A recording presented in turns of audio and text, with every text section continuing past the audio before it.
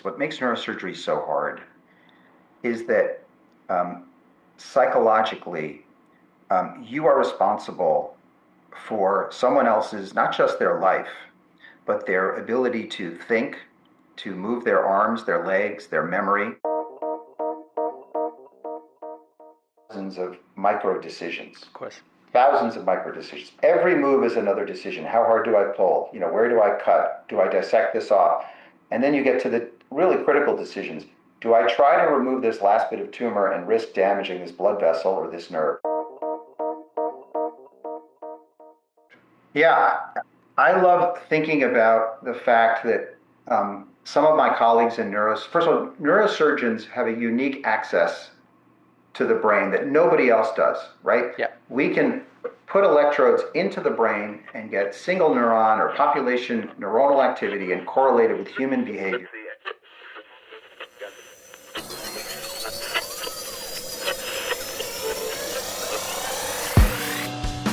Welcome to Stimulating Brains.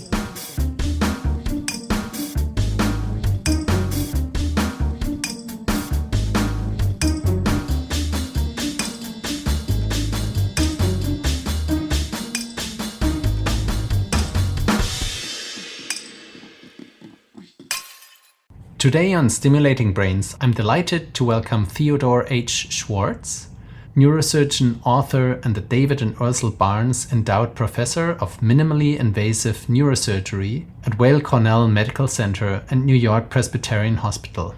Ted is widely known for his work in minimally invasive brain surgery, especially endoscopic approaches to pituitary and skull-based tumors, epilepsy surgery, and complex brain tumors. But the reason for this conversation is his recent book, Grey Matters, a Biography of Brain Surgery, which is one of the most accessible and vivid accounts I've read of what brain surgery actually is, technically, historically, psychologically, and morally.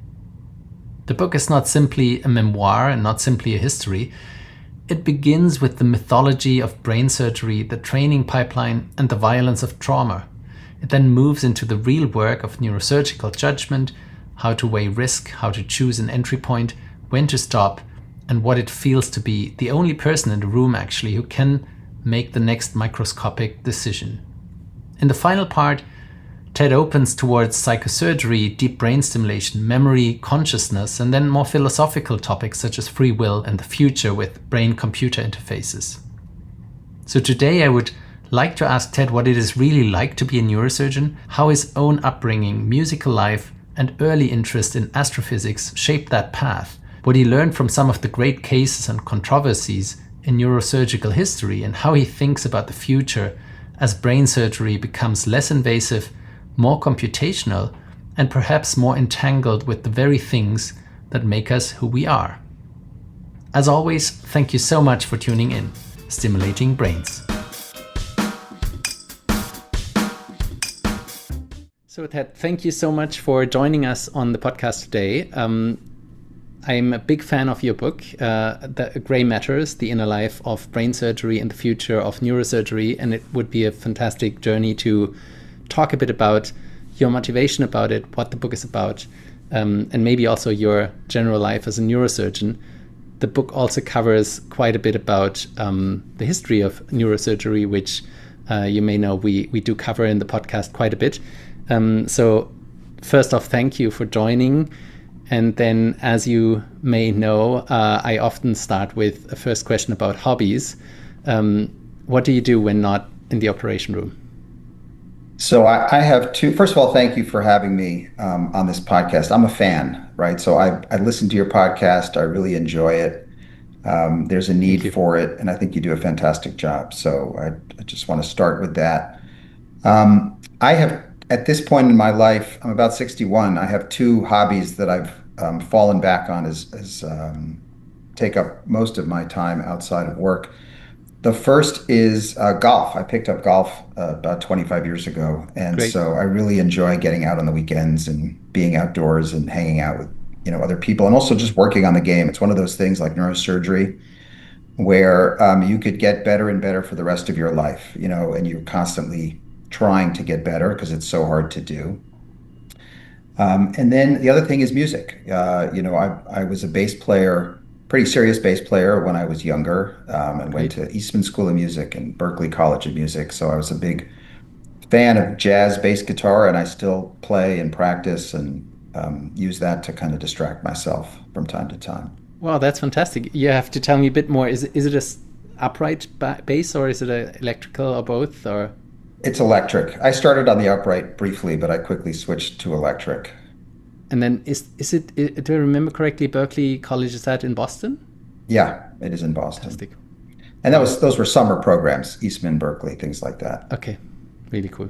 So you played in jazz bands or in Mostly rock bands? jazz and then sort of R&B, fusion, soul music, anything, that's the kind of music I like because I think the bass parts are more interesting in there. Great. Great. Um, so you do mention the bass playing in the book as well, and that's a great segue into the your work as a neurosurgeon. Do you feel that the musical discipline as a kid, as a younger person, and maybe finger training, ever translated or helped with neurosurgery? My answer is yes to that, although, I'm an N of one and I don't have a control of Yeah. another life where I didn't play the bass and became a neurosurgeon to see if I would have a difference. But I do think that I tend to be very tactile, and I'm spent a lot of my youth alone in a room practicing, and Yeah. just trying to become technically better. It's something where my fingers and my brain have to coordinate in a task. And neurosurgery is very similar to that. Obviously, there's technically great neurosurgeons who are not musicians, and Of I'm sure course. there's some musicians who are lousy neurosurgeons. So I'm not sure if there's a real correlation, but in my mind, there isn't. I also love listening to music in the operating room, Okay. and I think it puts me in a state of mind where I can really focus when I need to, and then be distracted when I need to, if you will, because I think both of those qualities are required during different aspects of neurosurgery because it is so psychologically demanding. And sometimes you need incredible focus, and sometimes being a little distracted is also not bad. Interesting. What type of music do you listen to?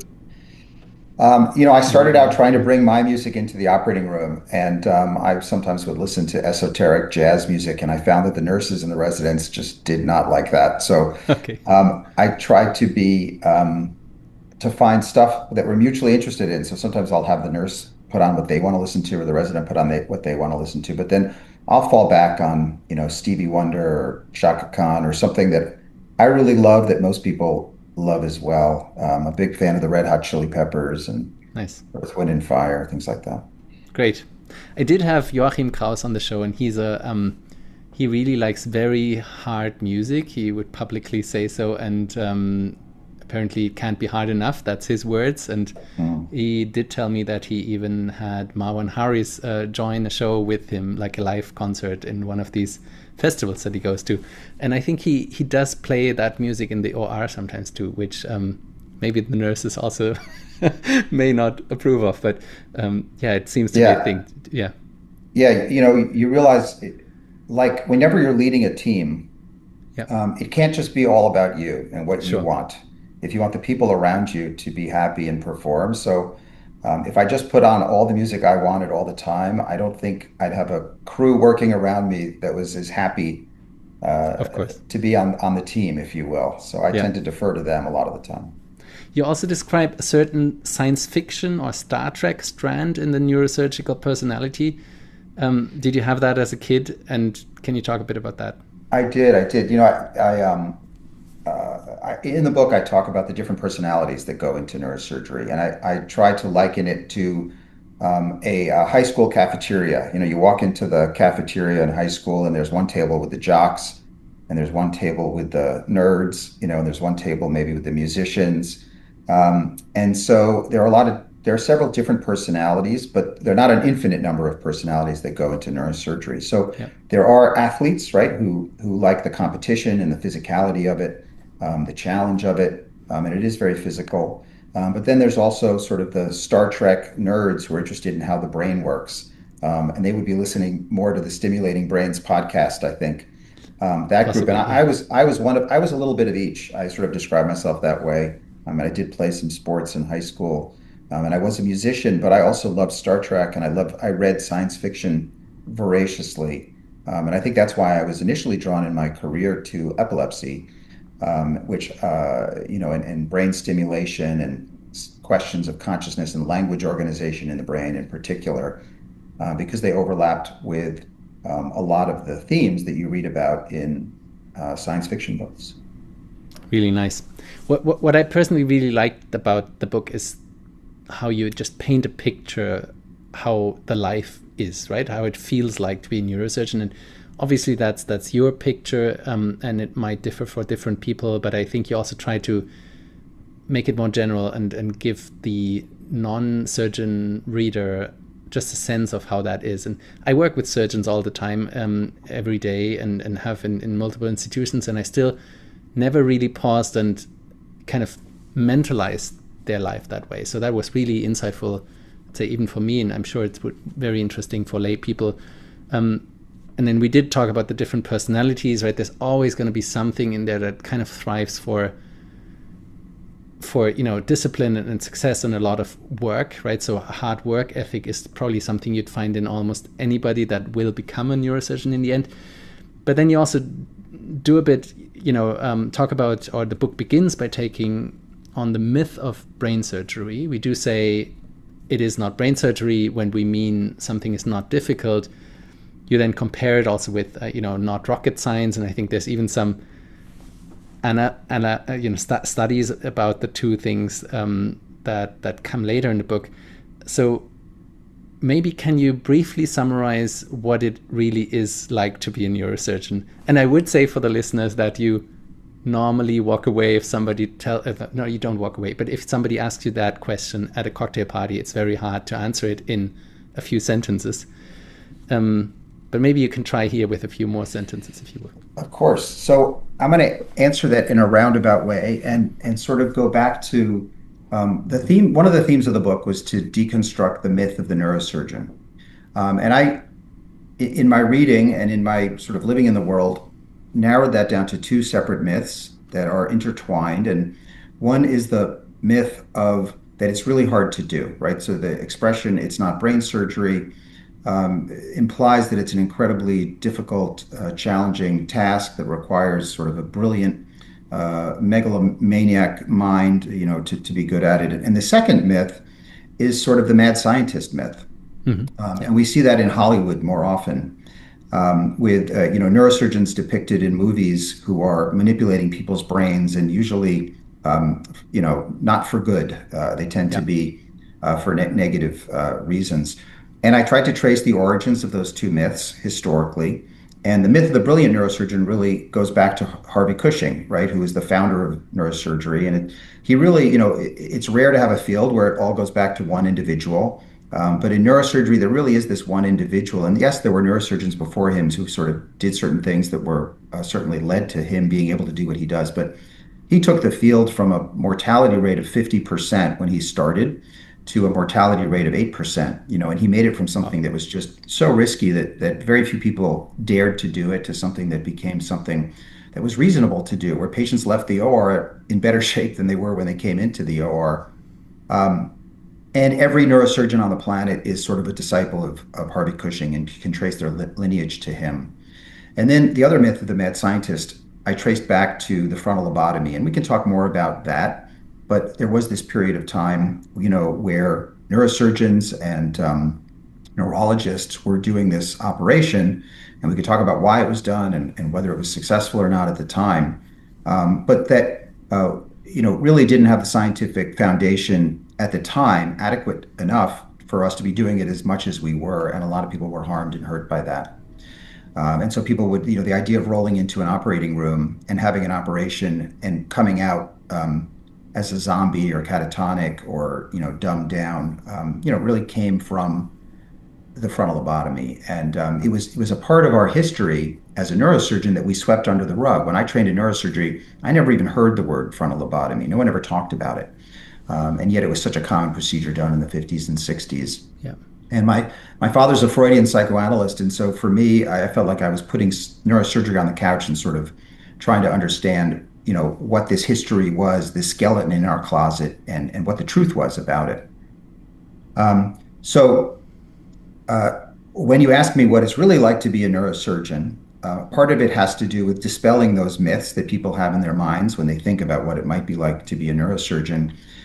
And as I go through the book, I talk about the fact that neurosurgery is extremely difficult to do, but not in the way that people think it is. It's not difficult to do in that you have to be brilliant, like you're solving quadratic equations at a desk like a rocket scientist. What makes neurosurgery so hard is that psychologically, you are responsible for someone else's, not just their life, but their ability to think, to move their arms, their legs, their memory, all the things that make them them are at risk every time you bring someone into the operating room and operate on the brain. And it's an enormous responsibility to have. And we carry that burden day in and day out. And most of our patients get better and do very well. And neurosurgery is very safe, but not everybody. And some of the operations we do are very high risk. And sometimes the outcomes are bad. Because we've done the best, not because we're negligent, because we've done the best we can, but we're dealing with such a difficult problem that it's not always solvable. And so we're constantly striving for perfection, and we carry this burden on our shoulders of this feeling of, did I do good enough? Was I good enough this time? Was I good enough this time? And facing that day in and day out, year after year after year, can be very psychologically traumatizing. Sure. Almost to some extent, because when you have those complications, it's very, very difficult to deal with that, to see those patients afterwards and the disappointment on the family's faces, and seeing a patient who for whatever reason was altered by your surgery and not in a positive way. Does that ever get easier over the years? What happens, it's not that it gets easier, no. And in fact, many neurosurgeons over time will shy away from doing the most complicated operations because it doesn't get easier. Yeah. But you get better at it. And so the frequency of those are much less, the severity of those are much less, your decision making gets better. Yeah. So you're less likely to necessarily make decisions or take on operations where the risks are so high, just because you've learned over time. It's just like any discipline where you learn over time. So, but it does not get any easier. And, we carry these emotional scars with us in our heart, and we think about these patients constantly. And so that's what makes it so hard. And yes, it's a difficult discipline. You have to learn an enormous amount of information. And neuroanatomy, as we all know, is very complicated. And you spend a lot of time studying that. And technically, to be great, yes, requires an enormous amount of discipline and talent. But you can be a very good neurosurgeon, and do a lot of good and tackle difficult cases without being a virtuoso, if you do it long enough. Neurosurgery is really, it's a calling. It's one of these things that you don't just do casually. You take it on and it becomes like a marriage. It just becomes an integral part of your life that defines who you are and will define who you are for the rest of your life, as many of our careers do. But a lot of neurosurgeons don't retire, when they're 50, or they keep doing it until they're 60, 70, until someone tells them it's time to retire, because it's really so integral to who they are. And I think a lot of us have a very difficult time retiring because, we don't know what to do with our lives when we've lost this big part of it. Makes sense. Yeah. I've heard that quite a bit. And I had Reese Cosgrove on the show, who said, I think neurosurgery chose him, not he didn't choose it, but it chose him somehow. And it also felt like this calling, working close with him most of the time during the last 3 years in my career. So I very much can understand that, right? That must also bring a lot of sacrifice with it. Maybe also for the listeners or the young people that are thinking about this. Yeah, I'd like to speak to that. Yeah. I'd love to, and the calling, just quickly, by the way, ironically, Reese Cosgrove, I know very well. And when I was a medical student, and I was at Harvard Medical School, Reese had just come to Mass General. And I literally, I latched on to him a bit. And I remember helping him unpack his books when he was moving into Mass General. Yeah. And he was one of the role models for me in going into neurosurgery that I looked up to.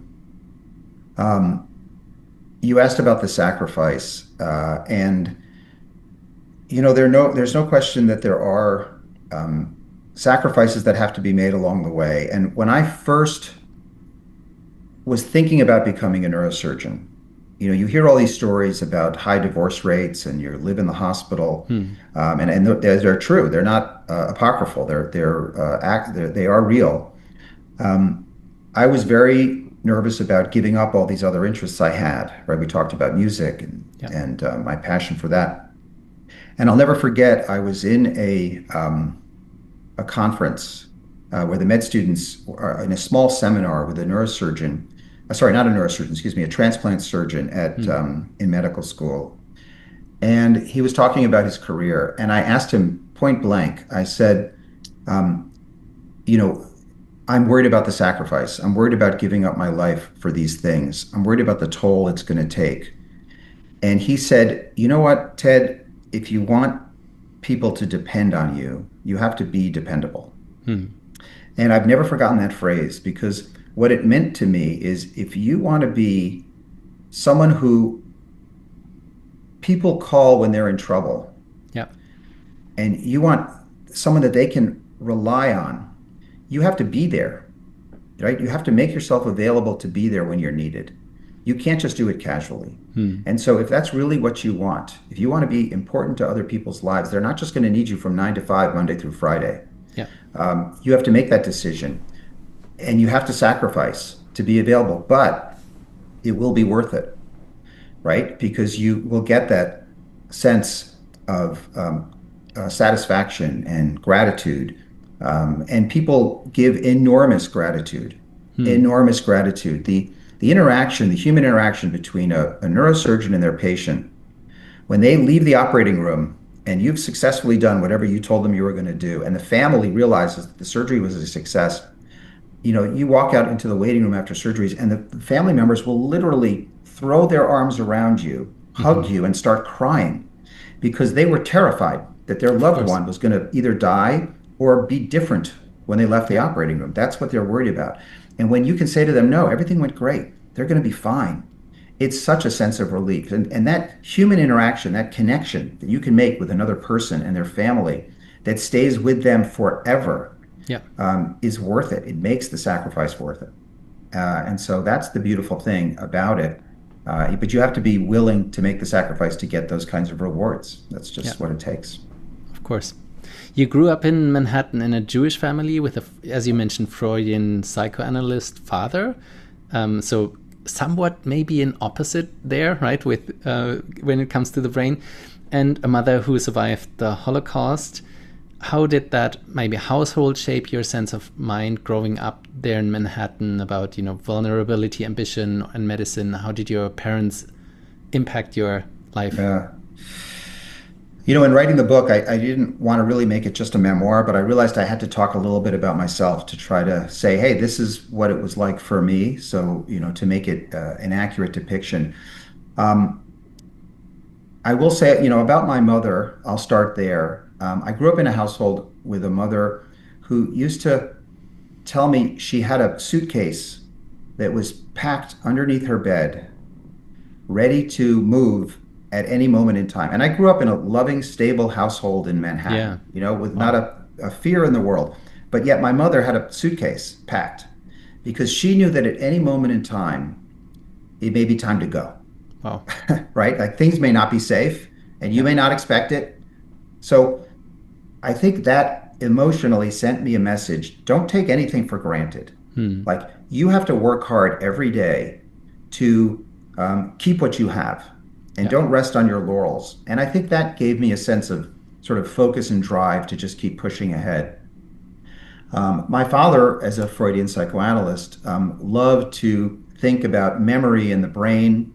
And it's not really the opposite direction. It's funny you mentioned that. I have a cartoon that I keep in my office, and it's a picture of Freud analyzing a patient on a couch, and he has a thought bubble above his head. And the thought bubble says, and so the patient is basically blabbing on and on about all this nonsense that's going on in his unconscious. And Freud looks like he's bored out of his mind listening to his patient. And the thought bubble says, and to think I could have been a neurosurgeon. And so, and Yeah. Freud really wanted to be more, understand the brain in a more physical way, and he just Mm. couldn't. So he used the tools that were available to him and come Yeah. up with this, his schema of the brain. I think of what I did in neurosurgery was a way of doing what my father does, but a little more aggressively, a little more invasively. My father could get into the brain with his words, and I wanted to get into the brain, and if you will, one up my father, like Oedipus as a Oedipal Mm. complex, to perhaps win the affection of my mother. That's what the psychoanalysts would say.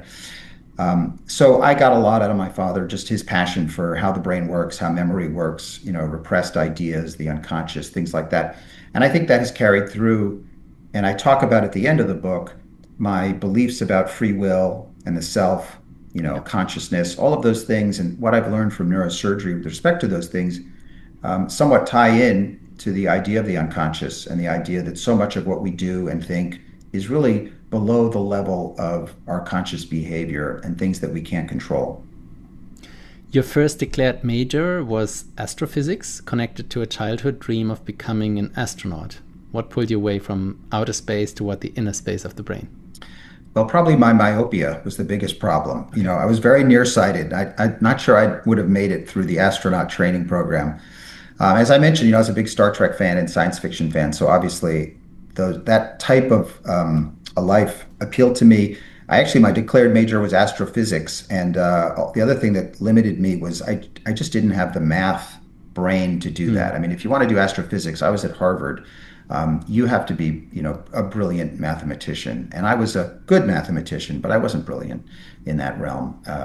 And so neurosurgery to me very much fulfilled my childhood ambition of being an astronaut because, when I first saw microsurgery, and microsurgery is where a neurosurgeon is going deep into the brain and working under the microscope at with very, small, delicate instruments. The tips are tiny, tiny, like insects' legs, and we're literally working in an area the size of a postage stamp, Yeah. trying to remove tumors from delicate blood vessels. And so you sit in a chair where your arms are supported because you have to reduce your tremor. And you're sitting at a microscope that's this 500-pound machine that looks down over the patient. And when I walked into the room and I saw a neurosurgeon sitting in this contraption, it looked like they were in the cockpit of a spaceship. And it Mhm. sort of looks like that. If you've ever seen the movie Aliens, Yeah. those explorers, they were sort of enmeshed in this seat that would allow them to navigate the universe. And so that's somewhat what microsurgery looks like. And, we work with computers and heads-up displays and navigation, and we're traveling to a place that very few people get to go. Yeah. Just like, an astronaut would travel to a planet that very few people would get to go and explore that. So we have that experience every time we do microsurgery. We're going into a beautiful place that very few people get to go. We're seeing sights that are magnificent. Yeah. And if you love neuroanatomy, you feel like you're looking, in a crater on the moon like an astronaut, where you've studied, what it might look like for years and years, and then you go and actually see it, and you live in there, and you walk around, and you explore. And so neurosurgery sort of gave me that astronaut exploration of space desire that I had in a very tangible and less risky way, at least less risky for me. Yeah. Makes sense. Fantastic. And I can very much relate to the anatomy piece, right? I've just recently, new in Cologne now, just recently went to the students course with anatomy, looked at, cadaver brains, which is just beautiful to look at, right?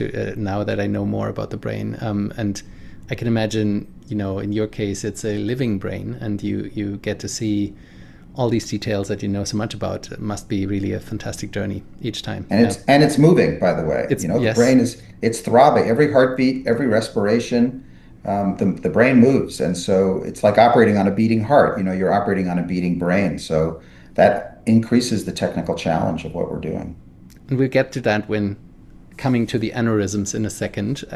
But do you remember maybe the first time you thought, I can imagine doing this for the rest of my life? So what really was maybe the moment that made it clear for you? So I'll never forget the first time I saw neurosurgery. I was a medical student and I walked into an operating room. It was at Beth Israel Hospital in Boston. Mhm. And I saw the brain exposed. And I saw a surgeon working under a microscope, delicately, manipulating the brain. And to me, it was the most amazing thing I'd ever seen in my life. Like Yeah. I couldn't imagine that a human being could do this to someone else, and do it successfully, and that's what they did for a living. And honestly, I went into med school. I declared what I thought I was going to do was international public health, right? How different is that? I thought I was going to be traveling to the third world, dealing with infectious diseases. Yeah. Um, and here was neurosurgery where you're like literally taking care of only one person and you're consuming enormous resources to do it. It's the opposite of what I went into med school to do. But the minute I saw it, just like Reese Cosgrove said, neurosurgery chose me. Hmm. I was flabbergasted. And then I thought to myself, I can't believe that all I have to do is choose that this is what I want to do, and I get the privilege of doing it. Hmm.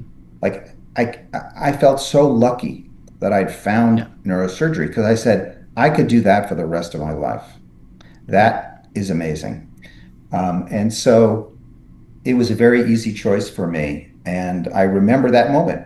But then you get nervous, right? As I said, I get scared about the sacrifice, the commitment. I also got scared about the technical issues. I thought, what if I'm not good at it? Hmm. Sure. What if I have a tremor? And I remember reading a newspaper when I was, in medical school, and I looked at the corner of the newspaper. So, my hand is holding the newspaper. Hmm. It's a very flimsy piece of paper, and about a foot and a half away is the corner, right? So it's Yeah. far away from where you're holding it.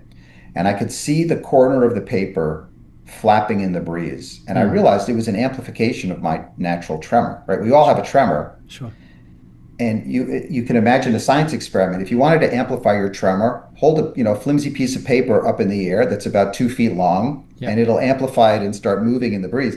And I was like, oh my God, I have a tremor. Like, can I Hmm. do this operation? So I started trying to eat Chinese food with chopsticks in my left hand.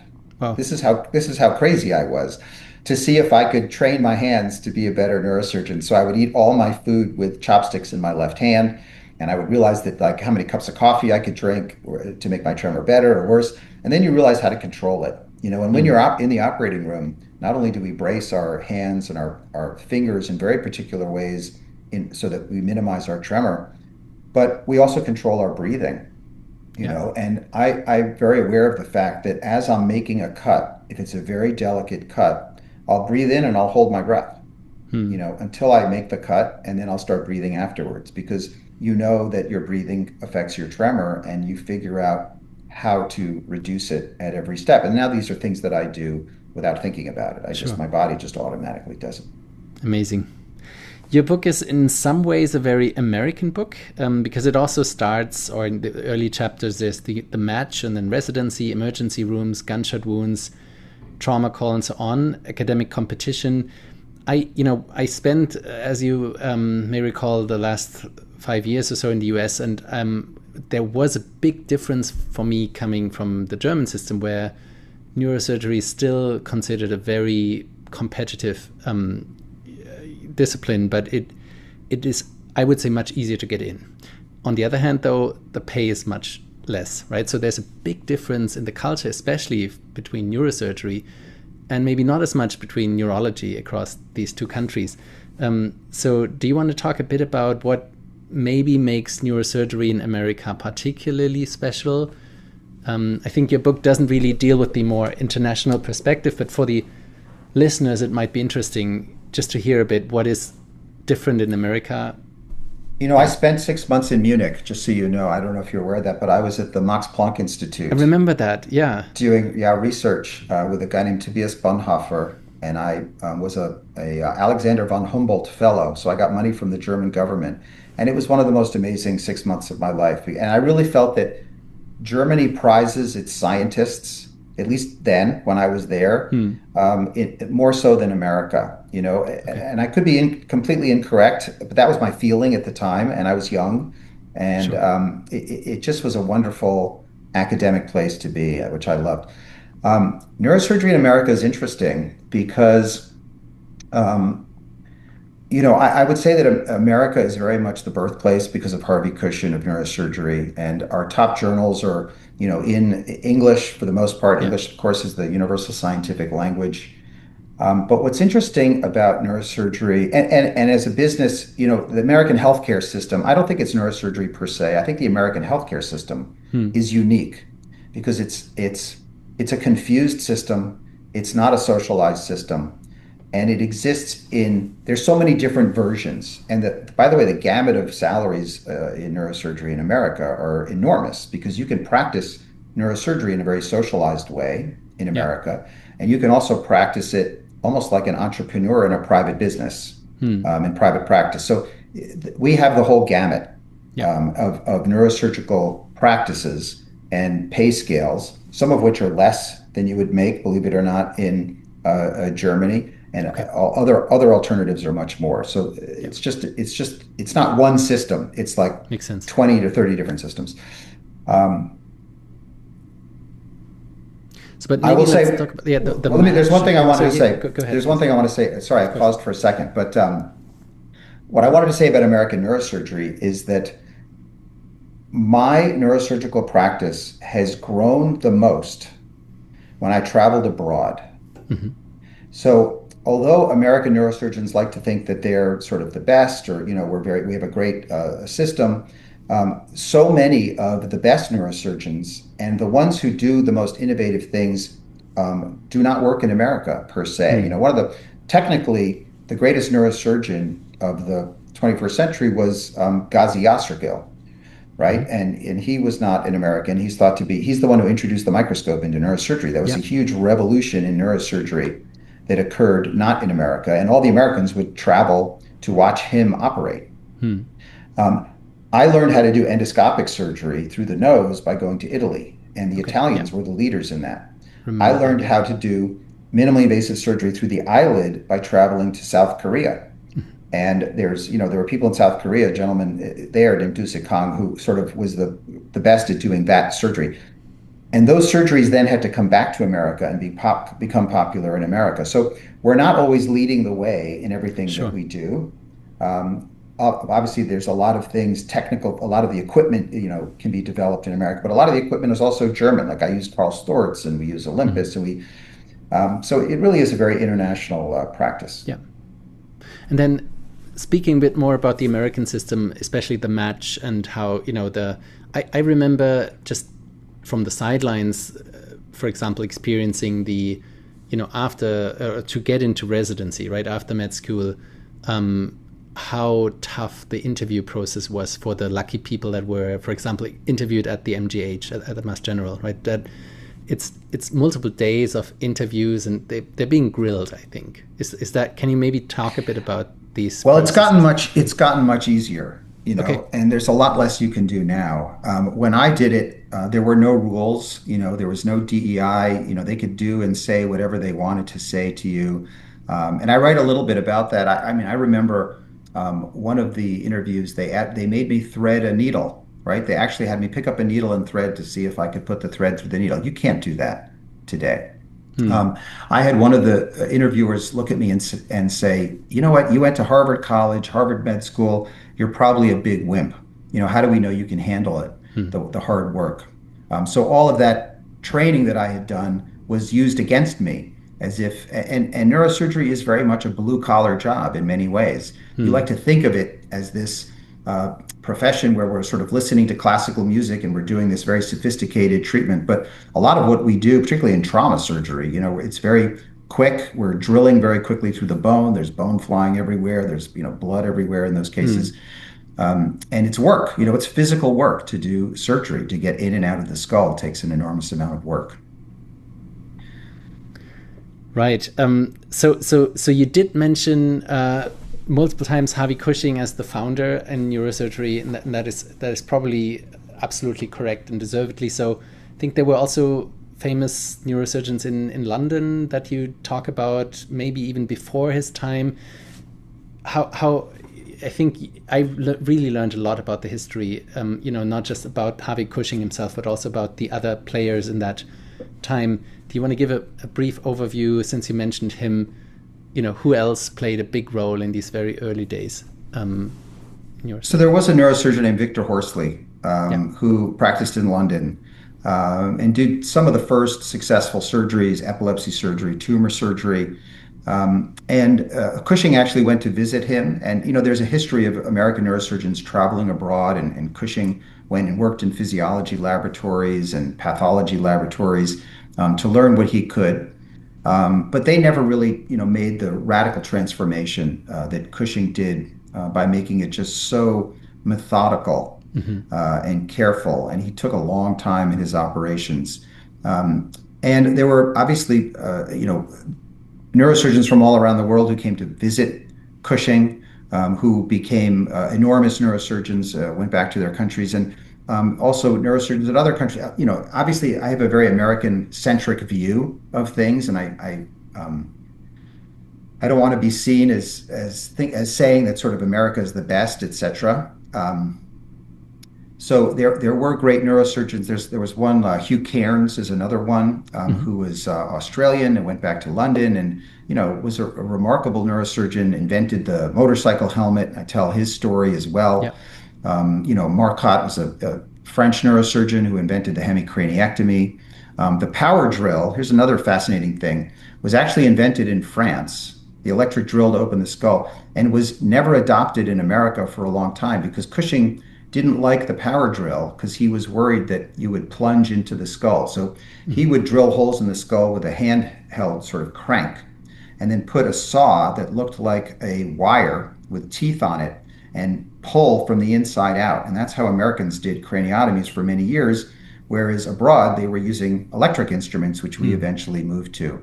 So in no way, is America sort of the pinnacle of neurosurgery. And I very much want to emphasize that it really, there's great things happening all around the world. And as I said, I've learned so much from traveling abroad and seeing what's happening abroad.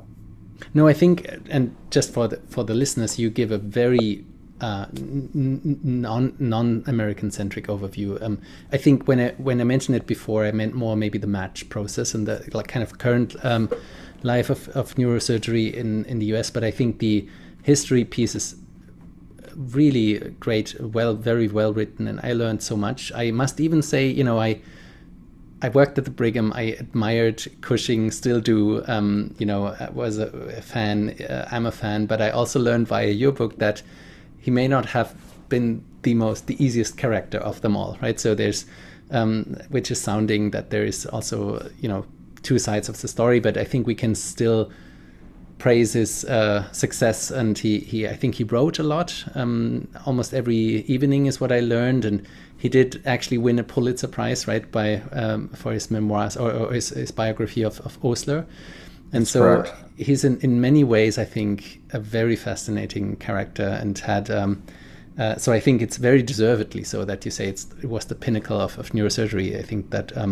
So my questions were not. I was just trying to paint a picture of what happened around him during the same times, and then maybe we can talk a bit about him, but potentially also about people like Walter Dandy, Ben Carson, or the other people that came after him or trained with him.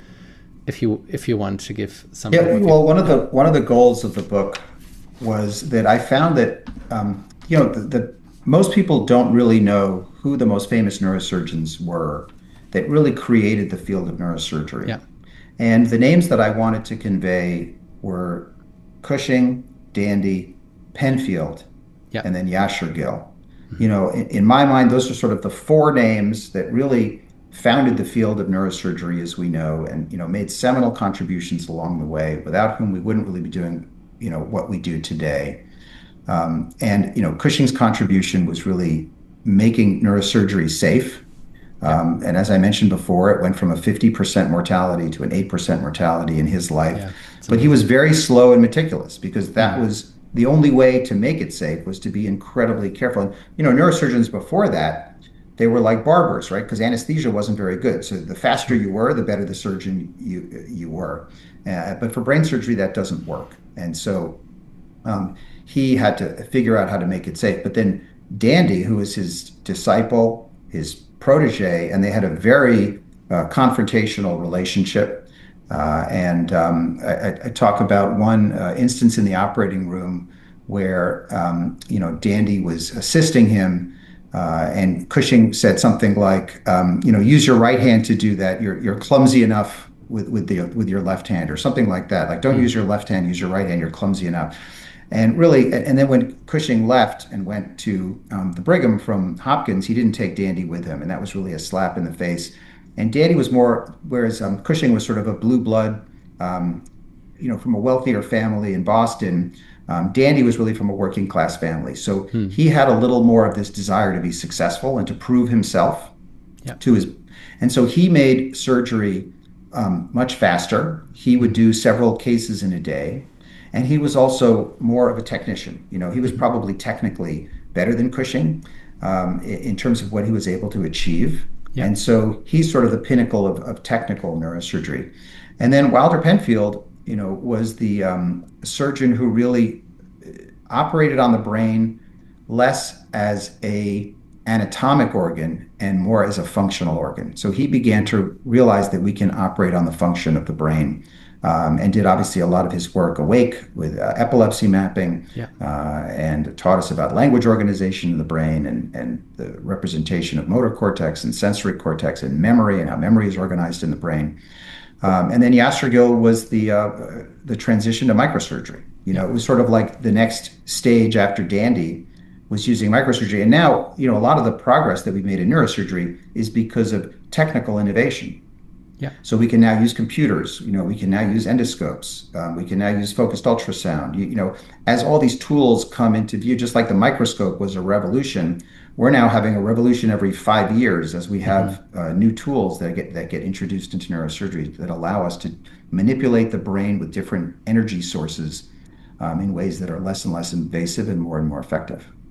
Yeah, and it's great that you brought this point up that you make that in a way many people know what neurosurgery is and have their myths about it, right? That could be the mad scientist idea or the overworking genius, and you still mention, I think, if you ask the general public, name just one neurosurgeon by name, probably most people can't say a single name. So it is an interesting point that it's probably similar with academics too, right? Where I feel like this breakthrough prize that they opened up was that idea a bit to kind of roll out the Hollywood carpet for academics and kind of celebrate them. Could maybe think maybe society should do that a bit more, not to be celebrated, but to cherish these achievements too. So I think it's a great point that you make there that there are really they were unsung heroes, and it's good to kind of inform the public that what they did. You then, I think, move on towards the specialties within neurosurgery and go through the book, and I think there's an order to it. The first clinical part spends a lot of time on trauma, so penetrating injury, gunshot wounds, blunt trauma, subdural hematomas, concussions, and sports. Why did you begin there, and what did you want to talk about there? So there was two reasons to start with trauma. One was that I could use trauma to introduce the anatomy of the brain, and talk about what the different lobes of the brain did, and bullets that go through different parts of the brain and what that might cause. So it was a nice way to introduce brain anatomy. The second reason was I wanted to take the reader through a neurosurgery residency in a way. Yeah. And many neurosurgeons, the first thing you learn to do as a junior resident is handle trauma. Yeah. Where you're basically just removing the bone, or you're removing a blood clot and you have to open the dura. And that's it. You're not really going into the brain. And then you start going into the brain. But the first things we do are all trauma. And so after that, we get more and more complicated, and start removing tumors and doing aneurysms. And then you have functional neurosurgery. So a lot of lay people don't understand the organization of the book, but it's organized based on surgical specialties and surgical residency training, so that they get that experience unconsciously without realizing that they're essentially doing a little mini neurosurgery residency while they read through the book. That's great. And I think in this chapter, also on penetrating head trauma, it was a lot of fun to read this. Really well done, because you do move between modern cases and historical cases, such as Lincoln. So the assassinations of Lincoln, Kennedy, Brady, and Giffords. And I think you even kind of calculate, I think, the force that the ballistic projectiles had on the head, and how maybe long it took for these individuals to get to the next neurosurgeon and the next OR, and then some of them kind of made it, others did not. So what do these cases teach us about how neurosurgery and society, how these things meet each other? Yeah. You mentioned the cases, and I want to just talk briefly about that. So one of the goals of the book was to make neurosurgery understandable to the lay public. Yeah. And one of the challenges is, how do you get people interested in reading a book about brain surgery? Sure. And so my answer to that was, I'm going to tell the stories of celebrities, politicians, sports figures who they know. And they know, in some cases, they know they had a brain tumor or had surgery. In some cases, they don't. But I'll tell their stories from my perspective, from a neurosurgeon's perspective. What is interesting about this case? A lot of lay people know that Natasha Richardson, the famous actress, fell over and hit her head on the bunny slope and then died of a hematoma.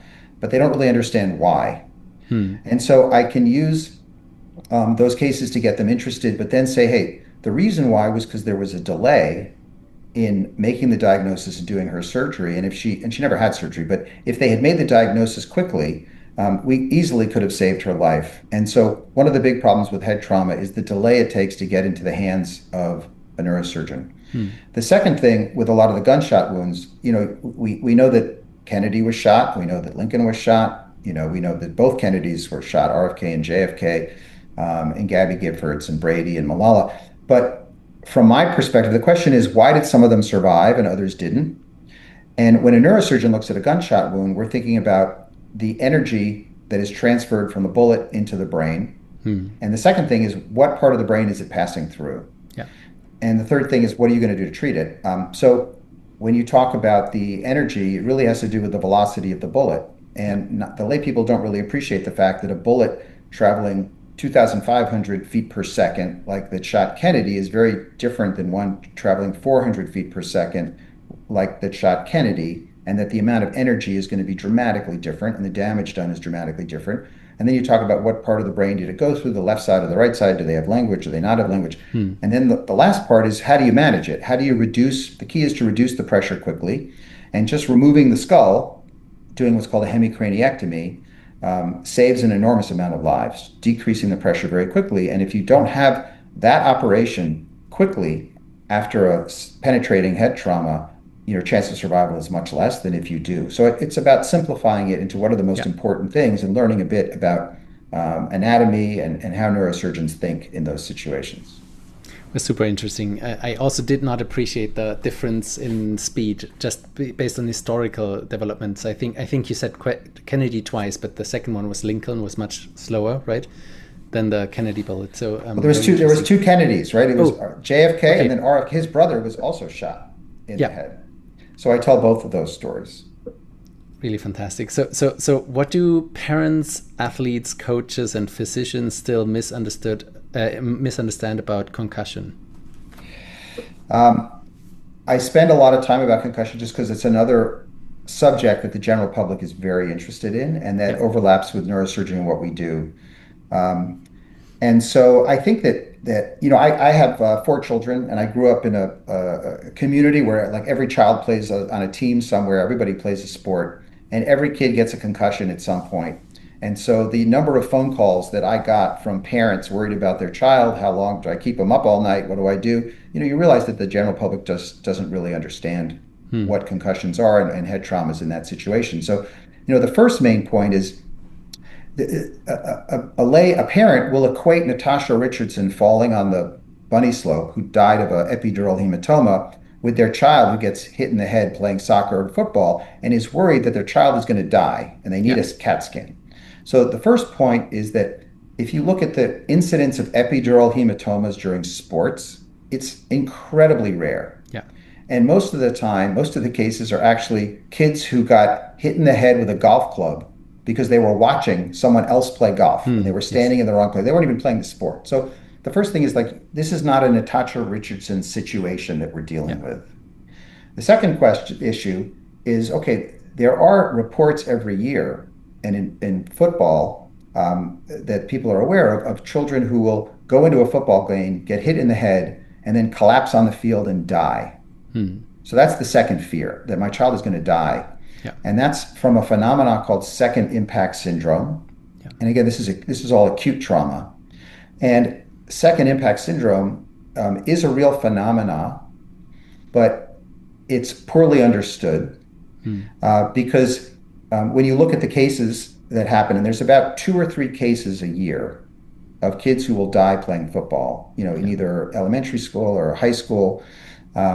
And those cases occur because of brain swelling, because of lack of cerebral autoregulation in the teenage brain. But it doesn't have to be a second trauma. A lot of them, it's the first trauma. It's a very rare occurrence. And the truth is, if you look at deaths from sports in children, twice as common as getting hit in the head is dying of heat exhaustion. So if you look at the number of children who die playing sports every year, twice as many will die because they're dehydrated and they're running around in the sun as will die from head trauma. Yeah. And then football isn't even the number one sport. Like women's crew has a higher rate of sudden death from heat exhaustion than football. So it's sort of about redirecting like, okay, yes, there is a bit of an issue here, but there's so many bigger issues that we could be dealing with. If you're worried about your child dying playing sports, this is not the number one issue. Yeah. And then the last thing for people to understand is when we think about concussion and the damage from concussions, we think about chronic traumatic encephalopathy, or CTE, which is the long-term effect of multiple concussions. And what most people don't understand is that if you get hit and you literally lose consciousness, you think that, oh my God, my child's brain has been damaged and their risk of chronic traumatic encephalopathy is higher in the long run. But those events are not the ones that contribute to the long-term effects of multiple concussions. It's really the subconcussive injuries. It's all the multiple hits that you take, even heading a soccer ball, right? Multiple heading of the soccer ball is more dangerous than playing rugby once and passing out because you get hit so hard in the head. Yeah. You're at more risk for playing soccer where you never lose consciousness, but you're heading the ball constantly. That's worse for your brain than one loss of consciousness. So those types of facts are important to understand because it makes you realize that, well, high school football in and of itself is probably not that dangerous. Yeah.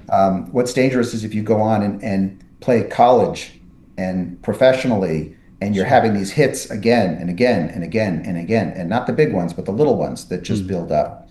So I try to tell all those stories to give a real context and perspective on sports and head trauma and concussion. There's a lot also on NFL, but also are we free to choose our profession? Even maybe as a soldier, the life would be more dangerous. I think you bring that up, and then I think you do talk about NFL actually leading the field there, where FIFA with the soccer might not be yet into that. Yeah, so the international rugby and soccer leagues do not accept CTE, chronic traumatic encephalopathy. They do not accept it as a phenomena. And it exists, and it's reported, but it's not yet accepted worldwide. So that's an area where, yes, I think America is leading the way a little bit. Yeah. One of my favorite aspects of the book is, again, that you show the internal life of a neurosurgeon. I've briefly mentioned it in the beginning, but also I think you do paint a picture sometimes that you may wake up at 4 a.m. before a difficult case, kind of reviewing anatomy textbooks again the night before, mentally rehearsing the operation, and then entering the operation room.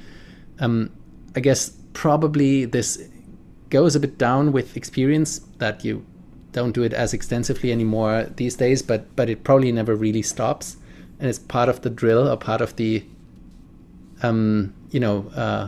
the discipline you guys have to have. Do you want to talk a bit about that?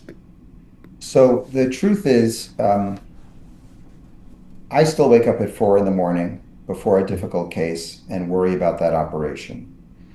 And I'm constantly, I look at an MRI scan and I turn it into a 3D representation in my head of what I'm going to see.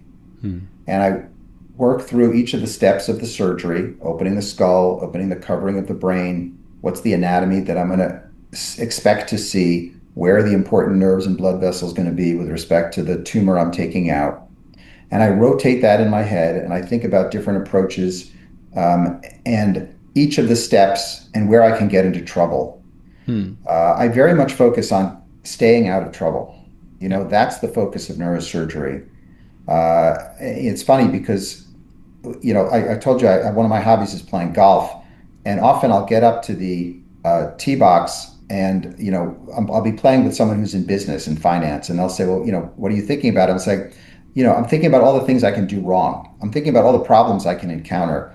And they said, oh my God, that's the opposite. He goes, when I'm thinking all the good things that can happen. The people in finance have also like, I'm thinking about confidence and that it's going to go great. And they realize that I'm thinking about avoiding all the problems that can happen. So it's just a different mindset.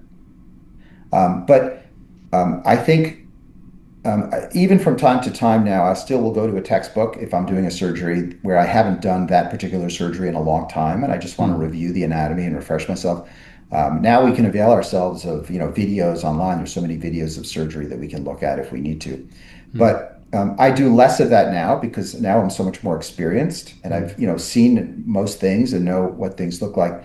But it doesn't take away from that 4 a.m. worry. And that happens days beforehand. When I know I'm doing a tough surgery next week, I'm already thinking about it a week in advance. Oh. And I'm worried about what could happen. And I'm reminded of other times I did that operation. And you think about, when things went wrong and why they went wrong and what you can do to prevent that from ever happening again. It does not sound enjoyable, to be honest. But yeah, we did talk about that before. So you also described the tension, maybe inner tension between the doctor who must show empathy and care. Very important, of course, to your patients. But then maybe as a surgeon, you sometimes even have to have the quiet heart and focus on flawless execution.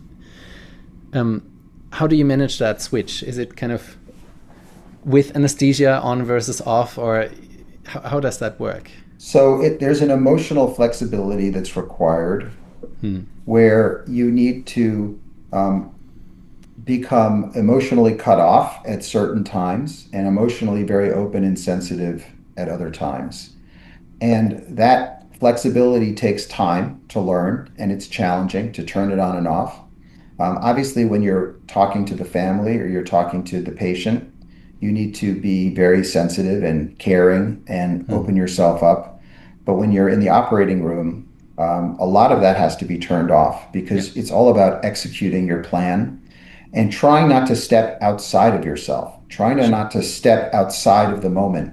When you're doing neurosurgery, it's the ultimate in mindful meditation.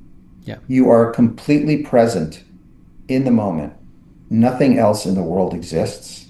It's like meditating. And that's one of the things I love about it because you lose yourself, right? And you think about how wonderful it is to not be worried about your past and your future and all the concerns that we have as a human being. When you're doing neurosurgery, nothing else in the world exists.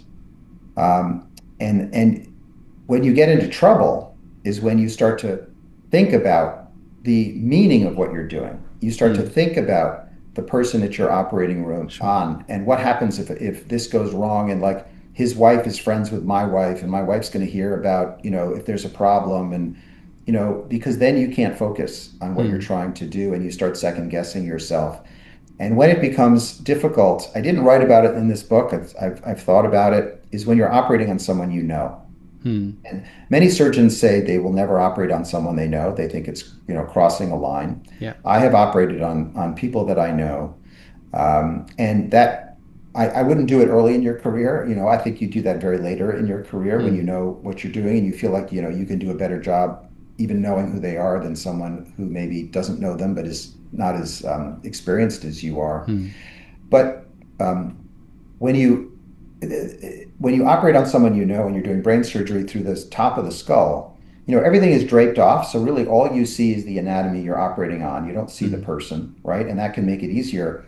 But I also do surgery where I operate through the nose. Yes. And on a couple of occasions, I've operated on people I know where I've had to do a surgery working through their nose with an endoscope in a minimally invasive way. And so then every time you look down at the operative field, you literally see their face because their face is not draped off. Oh, yeah. And that's yet another level of challenge because you can't just drape everything away. You're literally reminded constantly through the operation that the person you're operating on is someone you know. Yeah. And that can be very challenging and obviously takes a lot of discipline and a lot of the ability to emotionally detach yourself, Yeah. and just focus on the task at hand and what you're doing. Yeah. Must be challenging. Yeah, makes sense.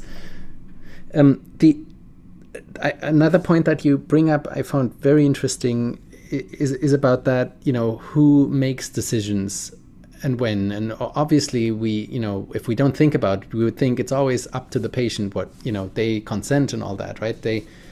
You'll talk with them beforehand, you will want their opinion maybe in some things, but in many points, so first of all, when they're in the operation room under anesthesia, you can't just ask them, right? That's one point. But the other point is, so if something happens and you have to essentially make a decision on the spot. And then the other point you bring up is that you are often the person that just knows best, because how can a lay person even weigh all these risks?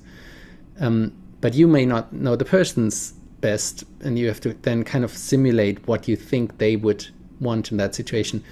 And it felt like probably 100% true that you're almost always kind of the person that has to decide, or at least have to guide them, co-decide, right? And that's a lot of burden too, right? Can you talk a bit about that process and what it does to you too? Yeah, that was well said and described the way you did. And it is part of the burden of neurosurgery, which is that, before neurosurgery, you have a conversation with the patient. You try to run through all the risks of surgery. And even that conversation is a very unique conversation because you want to be open and honest and tell them that there are risks to doing the surgery and lay out what those risks are. On the other hand, you don't want to terrify them. Sure. And make them say, no way I'm having this surgery. It sounds way too risky to me. Because, and it depends what the surgery is, of course, but there are many situations where they need that surgery. This has to be done. Like if you don't do the surgery, you're going to go blind or you're going to die or that, something's going to happen. You're going to be paralyzed. You have to have it. And in fact, those are the surgeries that carry the most risk. So you want to tell them what could happen, but you can't terrify them. So the way you do that has to be done carefully. And everybody's personalities are different, and some people can handle it and some people can't. And so you get feedback from the patient as to how much they want to know and how much they don't want to know. But then ultimately, and the truth is they can never fully appreciate, for example, what a life would be like if they didn't take the tumor out. What their life will be like if they run away from the operation because they're so scared of the complications. And you've seen that. You've seen those patients who don't get treated for a long period of time and how bad things can be. Or if they choose a treatment that sounds less risky to them, but which often is a radiation, for example, for a tumor, but that can lead to something called radiation necrosis, which can be a horrible situation that can be avoided with a safe surgery. It's very hard to let them know how bad that can be in some situations. Ultimately, though, when they're under anesthesia, you can't ask them any questions. And when we do brain surgery, we're literally making thousands of micro decisions. Of course. Thousands of micro decisions. Every move is another decision. How hard do I pull? Where do I cut? Do I dissect this off? And then you get to the really critical decisions. Do I try to remove this last bit of tumor and risk damaging this blood vessel or this nerve? Or do I leave the tumor behind to try to preserve the nerve, knowing that the tumor may grow back? And then you think, well, in what time period will it grow back? How old is the patient? And all those decisions have to be made. And you can't ask the patient at that moment in time because you didn't know how firm the tumor was going to be. You didn't know how stuck the tumor was going to be. So you ultimately have to make that decision on your own, which is an enormous amount of responsibility and a burden. And you have to live with your decision. And you have to tell the patient afterwards you made this decision. And they may question that and say, well, why did you do that? I thought we were going to do this. So you want to try to anticipate all of those moments and try to convey to the patient. And what I come down to in the end, and this is not only from the patient side, but from your side, patients often ask, what have I failed? What else should I ask you before surgery? What did I not ask you? The most important question to ask your surgeon, and the most important guiding compass, North Star that I use during surgery is, what would I want done if I were the patient? Or if my sister was the patient, or if my child were the patient? what would I want done at that moment in time? So I sometimes step away and I say to myself, if I were on this table right now and another surgeon were operating on my tumor, what would I want that surgeon to do for me? And then I try to use that to lead me in the right direction. Yeah, that's helpful. Okay.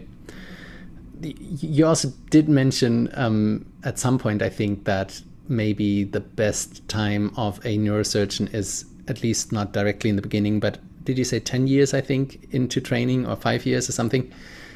Yeah, I have to be careful with what I say, Sure. because obviously you don't want to eliminate huge numbers of surgeons who could be very good or discriminate against people. But I will say that when you finish your neurosurgery residency, there's still a lot you're learning. Yeah. But the learning curve continues even after 10 years. Yeah. I actually wrote a paper where I tracked my results over a series of 2,000 operations. And I realized that even after I'd done that operation 1,000 times or 1,500 times, I was still getting better. Wow. Right? So now it flattens out. Like the learning curve flattens out. But it doesn't totally flatten. It still keeps getting better. So as much as but in the early years you're getting a lot better, and then you're just getting a little better incrementally after that.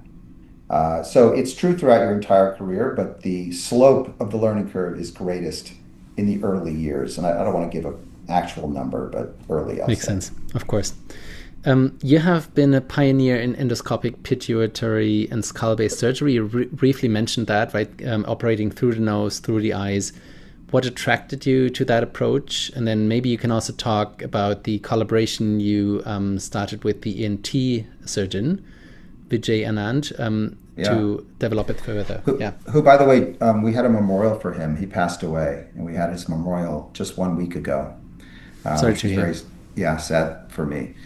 Of course. They say that necessity is the mother of invention, and they also say, you have to avail yourself to the opportunities that are around you.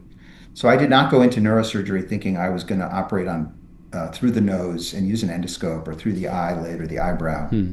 I thought I was going to be an epilepsy surgeon in the beginning.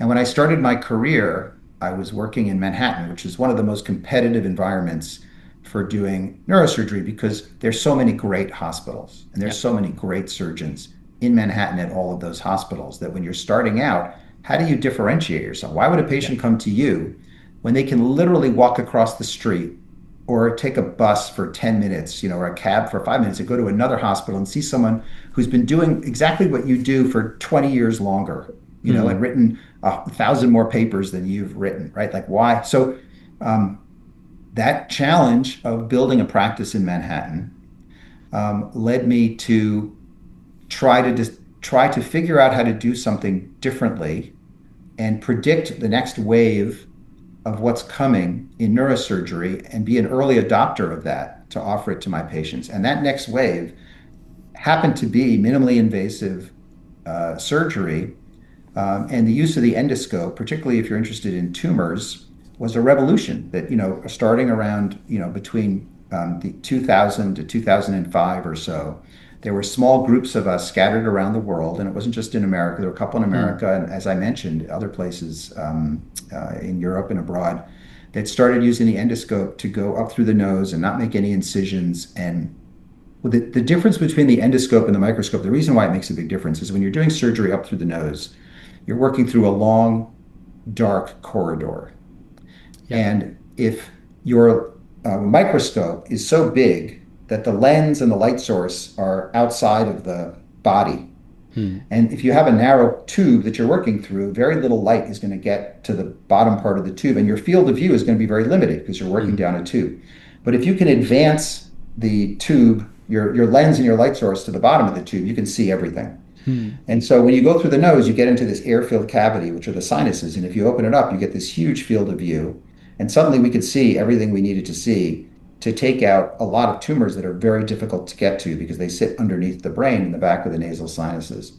So there were a couple surgeons who were starting to do this, and I became an early adopter. And because I met Vijay Anand, who was the ENT surgeon who could go up through the nose and open up the sinuses, and he was willing to spend the time. The hard part is getting someone who wants to sit in the operating room for hours with you and Yeah. say, yes, this is a worthwhile investment. Let's try to do this. Like he could have made a lot more money doing sinus surgery in his private practice office on the Upper East Side, but he sat in the OR with me for hours doing these long neurosurgery operations. So that collaboration was incredibly important. And I think it also speaks to why, innovations and revolutions in what we do requires collaboration from one field to another, because you'll have someone else who will bring in a completely different perspective than you have. And it's that synergy between two different specialties that can lead to advances, because we're so siloed very often in the information that we know.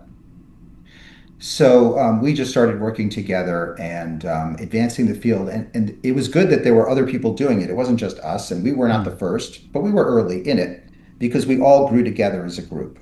Yep. There were and then we would have meetings where we'd all come together and learn from each other, and the whole field grew dramatically. And that's one of the most rewarding things of my career, is to start out learning how to do surgery one way in your residency, and then figuring out a different way to do it, where you're one of just a handful of people, and then 20 years later, everybody in the world is doing it that way. And you know that you played a role in sort of changing the way neurosurgery was practiced. That has been very rewarding for me. Fantastic. You want to talk a bit about the case of Mrs. X that you talk about with the craniopharyngioma around the third ventricle? I think she had multiple opinions in Manhattan and then had yours, and you were a young doctor. Yeah. What was on the line? How did that work? That was a critical landmark in my career, because she had a very big tumor. Craniopharyngiomas are one of the most difficult tumors that neurosurgeons deal with. Cushing had a very hard time with them, and he called it like the most vexing and challenging of tumors. And the mortality was even in his hands at the end of his career, mortality was very high. And many people moved away from even trying to remove them and would just do a biopsy and radiate them. And even to this day, many people just do a biopsy and radiate them because they're so hard to get to. They're under the brain. And so a group of us started taking them out through the nose, using these endoscopic, minimally invasive approaches. And the thing that your audience needs to understand is that when you operate through the nose is filled with bacteria. You cannot sterilize the nose. Yeah. And you go into the brain is completely sterile. And if you introduce bacteria into the brain, the chance of infection and meningitis and dying of a horrible infection is very, very high. And so many people thought, you cannot take out a brain tumor in the middle of the brain going through the nose. You're going through an infected field. It's almost like doing brain surgery through the skull and not putting betadine on the scalp, right? We would never do that, ever. Yeah. It would be malpractice to operate on the brain and not put betadine on the scalp. Of course. But that's essentially what we're doing when we operate through the nose. We're going through a bacteria-laden field into the center of the brain. So most neurosurgeons around the world and around the country thought it was crazy to do it, should not be done. And even after you take out the tumor, it's very hard to close the opening that you made so that the fluid from the brain doesn't leak into the nose and cause meningitis afterwards. And so those of us who were doing it early would, this woman started doing that. And this woman came to my office who was a very wealthy woman. And she was gaining a lot of weight, and she was losing her vision, and she had this big craniopharyngioma in the middle of her brain. And she saw another neurosurgeon who said he wanted to do a craniotomy and open up her head and take out the tumor. And he was the chairman of a program at another institution. So he, had gray hair and a lot of experience. She came to see me, and I was young, and I was a couple years out of my residency. And I said, I can take that tumor out through your nose and not make any incisions. And this sounded great to her, but she questioned it. So she traveled to another chairman of another program at another institution who said, nope, you shouldn't do it that way. I'm going to put a radioactive substance into the middle. It's too dangerous to even operate on it. Like, don't let them operate on it. And then she went back to the first surgeon who said he was going to do a craniotomy. And he said to her, whatever you do, don't let Dr. Schwartz take this tumor out through your nose. Yeah. Like, it's too dangerous. Don't let him do it. And she came back to me and she said, why are they saying that it can't be done? And I said, they just haven't had the experience. They haven't tried. They haven't done it. I can do it. Now, I thought I could do it. I mean, I wasn't 100% sure, but I, had done similar tumors. This was the biggest one I'd done to date. And she came back to me and we did her operation. And if you're asking me if I was up at 4 a.m. worrying about this operation, I 1,000% was terrified of what was going to happen. But we got her whole tumor out. We cured her. She's still alive today, 25 years later, retired, living in Florida. And she had no incisions and trusted me. But the point of that story, it sounds, it's great. I was successful. If that had gone badly, I probably would have stopped right there. And I would have said, I'm done. I'm not doing this operation anymore. It's too risky. Yeah.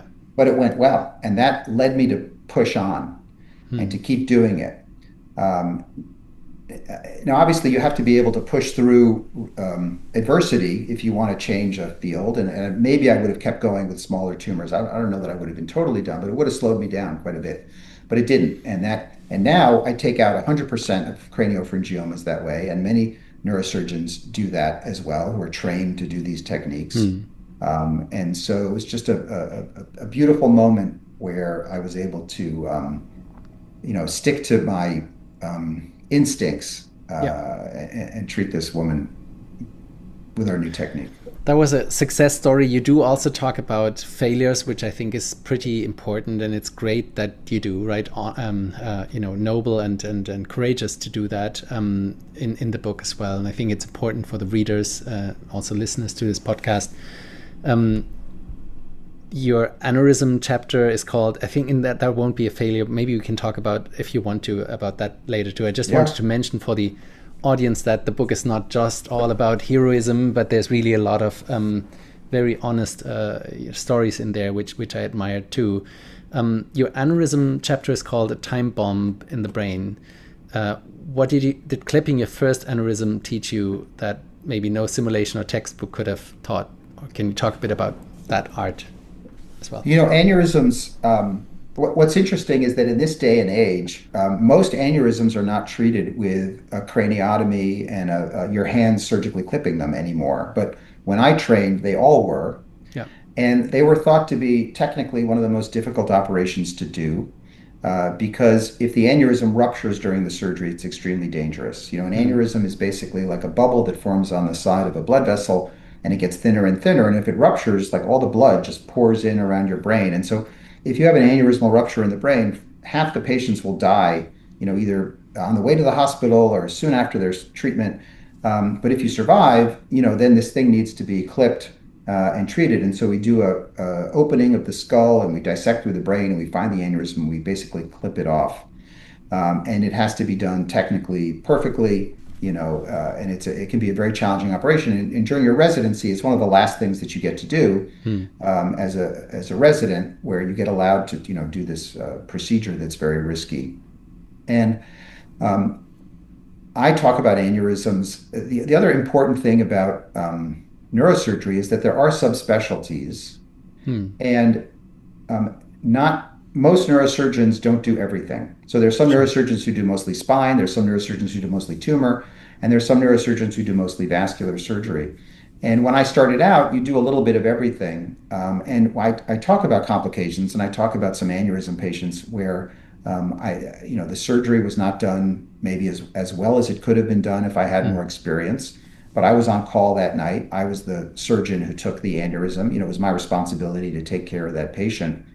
And I think it's important to understand what your limitations are. And it taught me a valuable lesson that if you want to be great at something, you can't be great at everything, and you have to choose. Of course. And you have to be willing to say, okay, if an aneurysm comes to me, it really should be done by somebody else who does nothing but that. And hopefully they'll send me the tumor patients because I'm going to do nothing but tumors. Yeah. And that's what makes us great is specialization and subspecialization. And as a reader, a layperson, the important thing to know when you go see a surgeon is to figure out, is this really their specialty? Particularly when it's a complicated operation like neurosurgery, and get a second and third opinion to make sure you're finding the person who does that most of their practice, that's what they do. Yeah. In the chapter called Too Close for Comfort, you write about stroke imaging and your own family. What changed when the patient was not abstract, but your father, mother, or friend? And then I found it very interesting in the chapter about your father, if I remember correctly, also the just access to care and quick care. I think if you hadn't been a doctor, things would have gone differently there. Yeah. My father went into the hospital and he had an operation for a benign tumor in his duodenum. And I was a neurosurgery resident at the time. I was training. But I was senior. I was maybe a sixth year, seventh year resident, maybe a chief resident near the end of my training. And he called me up. It was a Saturday morning, the day after his surgery. And I picked up the phone and I couldn't understand a word he said, but it was clearly my father. And he was sort of mumbling. He couldn't get his words out. And having treated so many patients who had Broca's aphasias and brain injury, I knew that something was wrong with my dad's brain, that it happened suddenly. And his surgery was on his stomach, it was on his duodenum. Like, why would this happen? So I ran into the hospital, and it was not a hospital where I worked. I was working at Columbia. He was treated at Mount Sinai. And I ran in and examined him. And sure enough, he looked helpless and miserable, and he couldn't talk. And I ran to the nurse's station. I said, I think my dad had a stroke and he needs a CAT scan right now. And the nurse says, well, you're not a doctor here. Like, you have to order it. So I said, who's on call for neurology? And I spoke to the neurologist. I said, my dad has a Broca's aphasia. He needs a CAT scan. I'm a neurosurgery resident. Can you put the order in? So he puts the order in. He says, sure, of course, we'll get the order in. And so I go back to the nurse and I say, okay, the order's in for the CAT scan. And she said, well, we have to wait for transport to transport your father to the CAT scanner. Now, you can imagine my frustration, right? This was an acute emergency where we had to figure out what to do. And I also was a neurosurgery resident. So when you're a resident in neurosurgery, you get the job done, whatever needs to get done. The IV falls out, you put the IV in. The Foley protocol. If there's no transport, you transport the patient yourself, right? You don't wait. And so I went back into my father's room, and I think I left the desk and I said, where's the CAT scanner? And she said, fifth floor. I was like, great. So I put the IVs, bags into his bed. I unlocked the bed and I just started wheeling him down the hallway. And the nurse was like, you can't do that. She was screaming at me to come back. I'm like, I was gone. I got in the elevator. I went to fifth floor. I brought my dad to the CAT scanner. I said, this is, Lester Schwartz. I'm his doctor. And I said, he needs a CAT scan, emergency CAT scan right now. So I helped put him on the CAT scan bed. And then I was sitting in the control room, so when you do a scan, we're used to seeing the films on a computer or whatever, but when you do the scan, the slices come up one at a time on a screen, on the computer screen. As they're doing it, the technician is watching the scans. And so I was used to being in that room and watching the scans come up because, I've done so many emergency CAT scans where you're looking for blood or stroke, whatever. So I was watching my father's brain, emerge on the screen one slice at a time. And just, it was surreal seeing my father's brain. This was the man who raised me and who taught me everything I knew and who got me interested in neurosurgery and was my, mentor, and loved him dearly. And so I'm looking at his brain, and sure enough, when the slice came up right over his left frontal operculum, where Broca's area is that controls his speech, there was a big black spot. And that black hole is what a stroke looks like because there's no blood flow there and the gray matter looks different. And so I diagnosed my father's stroke. And it turns out that he had a hypercoagulable state. His blood was coagulating because he had a smoldering lung cancer that no one knew about. And when they did this duodenal surgery, his lung cancer emerged and caused him to be hypercoagulable, and he had a stroke. And so he was anticoagulated, and then he needed chemotherapy. And I think he died like 3 weeks later. It was just, a horrible situation. And so, it was a long time ago. But obviously trying to tell that story of what it's like when you are a neurosurgeon and your father has a neurosurgical emergency, it was a beautiful chance for me to talk about that, and how hard it can be to get care in a timely fashion. Like, if I hadn't been there, he wouldn't have gotten, not that it made a difference, but I then tell the story afterwards and to show how surgery has progressed, where one of my closest friends' mother was in the emergency room at Cornell when I was working there, and she had a stroke in the emergency room. And he called me on the phone on a Sunday. And again, remember I talked about before being dependable. Like, emergencies don't happen during the week. They often happen on Saturday and Sundays. This was a Sunday. He said, Teddy, my mom's in the ER, and I think she had a stroke. She could not talk, and she couldn't move her right arm. She had a huge stroke. Yeah. So I called up one of my partners, who was on for interventional neuroradiology, and within 45 minutes, she was wheeled up to a scanner. They put a catheter in her groin. They sucked the clot out of her middle cerebral artery in her brain, and reversed it. And she walked out of the hospital a couple of days later. So, and that treatment was not available to my father. It might not have helped him at the time. It might have, but it wasn't available to him, when I was training. But now, 15 years later, we had the ability to do that, which also shows you how the remarkable progress that's made. Yeah. And also what an impact you can have on other people's lives. And I was able essentially to save my best friend's mother's life. Like, what a great feeling. Yeah. Yeah. The book's third part begins with psychosurgery.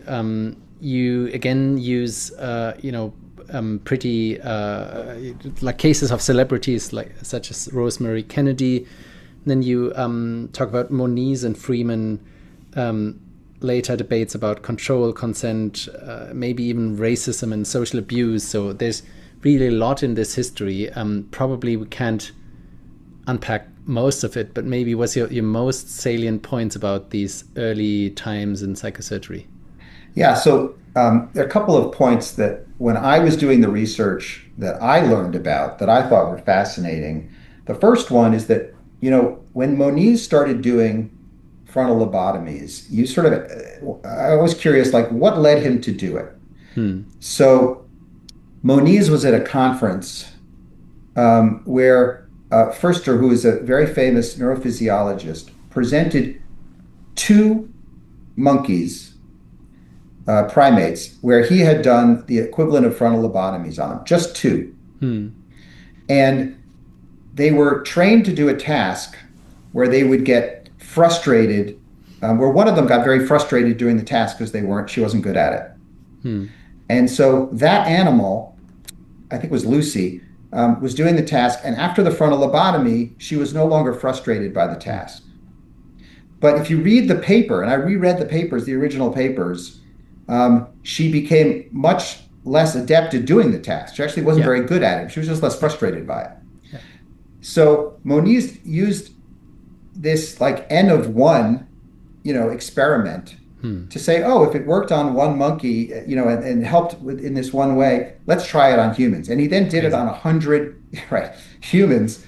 And he reports his results like, oh, a third were satisfactory, a third were okay, and a third not so good. Like that, those were the way he reported his results. And from there, it spread to be a treatment that was done on 60,000 people, and thousands, in the US. And then telling the story of Walter Freeman, who is just such a unique character, who was really a showman, who was trying to become famous with this new treatment that he really believed in. I mean, he believed he was helping people, but just started to do it with sort of the irrational exuberance that new technology has adopted that's not well tested. And also the fact that Rosemary Kennedy, yet another Kennedy, had neurosurgery. Like, if you think of the number of Kennedy, there were only so many Kennedy children, and many of them had neurosurgery. And then, the last message I want to send about talk about the frontal lobotomy was that there were a couple neurosurgeons who studied it. And I asked the question, like, how complicit was neurosurgery in the frontal lobotomy? Were neurosurgeons doing this left and right?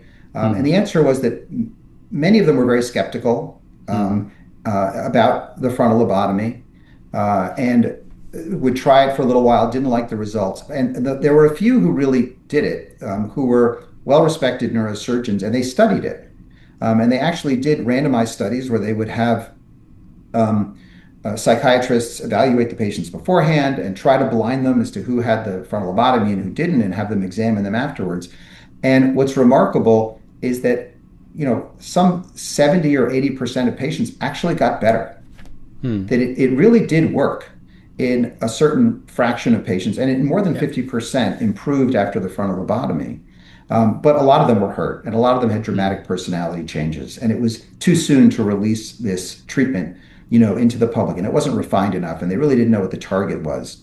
But also that because the frontal lobotomy did work, and because it was not a perfect operation, it inspired neurosurgeons to develop new techniques. So all the techniques that that now are part of neurosurgery, like stereotaxis and stereotactic radiosurgery. A lot of those techniques were developed in order to perform better frontal lobotomies. Yes. Now, obviously, we don't use those to perform frontal lobotomies anymore. We use them to place electrodes in the brain.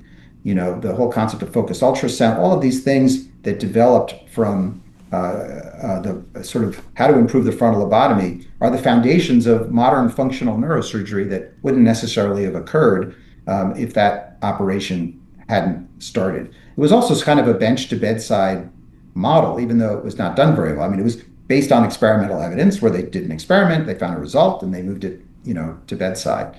Yeah. So there's a lot of good in there, and there's a lot of historical importance in it, and it's important to understand why we were doing the frontal lobotomy and what motivated it, and in terms of looking forward into how technology is adopted in the modern day. And maybe just to comment for the listener that for people that don't know, Walter Freeman was not a neurosurgeon, right? I think both you in your book, but also Marwan Harris, he always emphasized that he was even abandoned by his neurosurgeon in the end, in a way, or so they were, Yeah, I mean, he was a neurologist. Back in the day, neurology and psychiatry were the same, right? So he had done a neurology psychiatry residency. He ended up working at a psychiatry hospital. So he focused on the psychiatry part.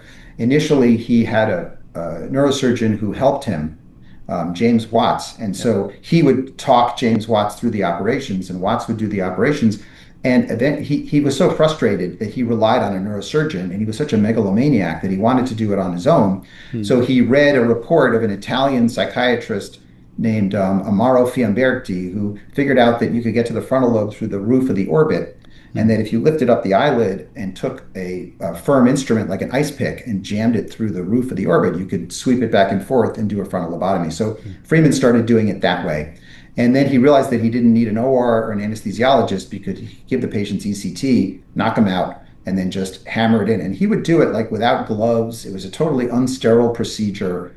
It was really nuts what he was doing. Yeah, it was crazy. You do, so this is about, a lot about DBS, this podcast. So it's great that we get to that too here. You discussed the Eldridge twins, and I learned through your book about them, who were patients that had OCD, deep brain stimulation for obsessive compulsive disorder. Can you talk a bit about their case, what it could teach us, or what it was about? Yeah. I preface it to say that many of the guests on your show know a lot more about DBS than I do, right? So I don't want to come across as the world expert in modern DBS because it's not my specialty. But I think there's some lessons that can be learned historically. So these were twins who had a severe obsessive compulsive disorder. And obviously their personalities, who they were, how they behaved, was controlled by their genetics. So let's start there. They were twins and they both had OCD. So it tells you something about how our personalities are controlled by things that we have no control over, like what our DNA sequences are and how it's transcribed. And so it was so severe, like, they would wash their hands and rip it off, and they could their skin off, and they could never leave the house, and they were terrified of having to use public bathrooms. They couldn't hug their mother. And so they both had this DBS procedure and got remarkably better and had remarkable recoveries from it. And again, it shows you, if you start to take a step back, of how the circuitry of the brain controls our personalities, right? Because your personality is your design, what you like, what you don't like, how you interact with the world around you that's unique. There's a case I talk about of someone who had a DBS electrode who, when they turned it on, they used to hate the music of Johnny Cash. This famous case I read about, it's published, and they turned the DBS electrode on. Suddenly they like the music of Johnny Cash, and you think, oh my goodness, like musical preference seems so inherent to who I am, and the fact that it's really something that can be turned on and off based on altering the circuitry of my brain tells you a lot about how this personality that we think is so stable over time is really as flimsy as the circuitry of our brain that obviously can change based on the concentration of chemicals at that particular moment and the connections of neurons. What's interesting about their case also is that they had the DBS electrodes. It was turned on. They got much better. And then about 3 years later, they both committed suicide in like a suicide pact. And I talk a little bit about why that might be. And the most cynical interpretation I had of it was that their batteries had potentially run out of power. And maybe the insurance company wouldn't approve their batteries for being replaced because it was an experimental surgery. And having experienced this kind of thing in the US and having to talk on the phone with an insurance company to get approval for a surgery that is necessary, and arguing with like a pediatrician who knows nothing about what you're doing, why it's necessary, you could imagine that happening where somehow the battery runs out of power, their OCD returns, and they just become so despondent that, or you could imagine that they were better enough. Obviously, we know this, you can treat some of these diseases so people are better enough. Like if you're less depressed, your risk of suicide actually goes up, right? When you treat the depression a little bit, because you now have the will to carry out the suicide that you thought about committing beforehand. But the take-home message, and that I carry through for the rest of the book, really has to do with the concept of the self and the permanence of the self in our behaviors, and what motivates us, and do we really have free will to make decisions, or is the brain really making these decisions for us on an unconscious level? And what can we learn from different neurosurgery operations, not just DBS, but also hemispherectomies and corpus callosotomies? What does that tell us about the self? And epilepsy surgery, of course. Yeah, and these last chapters of the book are maybe even, all of them are super interesting, but they become more philosophical. They're super interesting in my view. It's a lot about epilepsy, patient HM, about memory, Penfield, Scoville, the split brain studies, the Libet experiments, memory agency, and so on. I realize, I have to be mindful, of course, of your time a bit, and we probably can't go through all of these points in detail. Kind of good, because then it's motivation for people to read the book. I think it really is worth a read. But maybe thinking about these later chapters, what is the most salient point that you liked most about, or you wanted to talk about most about? I think then in the end it even goes into science fiction and BCIs. But before that, like in the more philosophical parts, what is the most interesting topic for you that you love writing about? Yeah, I love thinking about the fact that some of my colleagues in first of all, neurosurgeons have a unique access to the brain that nobody else does, right? Yeah. We can put electrodes into the brain and get single neuron or population neuronal activity and correlate it with human behavior that, if you're a neuroscientist, you tend to work in primates. Obviously, you can collaborate with a neurosurgeon, but we have access. And some of my colleagues have taken the opportunity to put electrodes in the brain and record from neurons in the brain and try to figure out how the brain codes for language and behavior and thought. And the most eerie and exciting finding of all of that, and it goes back to Benjamin Libet, and it carries through to the modern, more sophisticated experiments done during neurosurgery, is that everything that we do and we think, before every behavior that we have, before we've made the decision to do that behavior, there are neurons in the brain that are firing to code for that behavior or that thought. And so what it implies is that the brain is, in and of itself, the machinery of the brain is controlling what we're going to do. Yes. Before we have consciously or willingly made the decision to do that behavior. And what does that say about the brain and the mind-brain connection, and causality, and the self, and agency, and free will? And, the ultimate conclusion is that free will is an illusion, and that the self is an illusion. It's a very Buddhist philosophy that you end up with if you take neuroscience to its limits. And you think about the self in the context of the corpus callosotomy. What does it mean that you can take the brain and divide it in half? And you can show that each brain is controlling different behaviors clearly and processing information separately from the other side of the brain. And yet the individual feels like one unified self. They don't feel like a divided self. Yeah. Now, some would say, oh, it means that the self doesn't exist in the brain and we have an immortal soul. Like that, one of my colleagues wrote that in a book.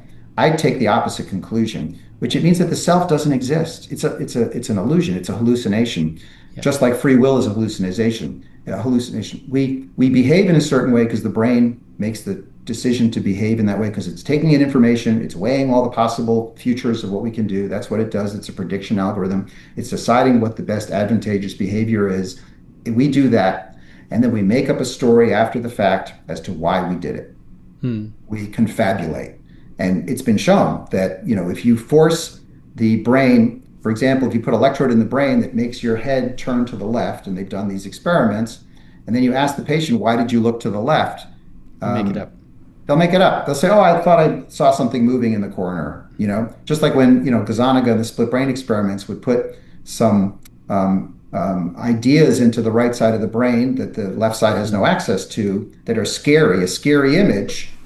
The person will feel scared. And you say, well, why are you feeling scared? He says, oh, the coat you're wearing reminds me of a movie I saw that was scary, right? So that's just how the brain works, is that you feel things. And, our emotions, what are our emotions? It's introspection of the organs of our body as to feelings. Like that's why feelings are created. And then we feel a certain way. And then we make up stories as to why we're, feeling that way. So I try to go into a lot of depth.